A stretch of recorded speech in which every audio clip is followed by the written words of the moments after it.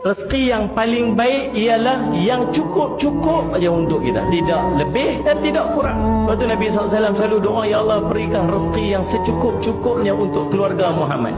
Kita punya doa apa? Ya Allah bagi rezeki melimpah ruah. Itulah kita. Walha yang cantik, yang baiknya ialah yang cukup-cukupnya untuk kita. Seorang dia pergi jumpa dengan bapak dia.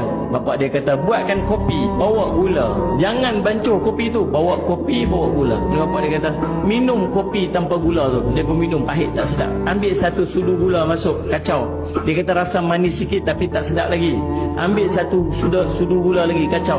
Ini dah manis dah sedap dah. Ambil satu gula lagi, masukkan. Oh dah terlebih manis dah. Ambil satu gula lagi, dah terlampau manis dah. Ambil satu gula lagi, dah terlebih manis dah, tak boleh minum. Itulah rezeki. Itulah harta. Harta kalau kurang tak sedap. Kalau terlebih bawa mudarat. Yang cukup-cukup untuk kita, itulah yang terbaik untuk kita.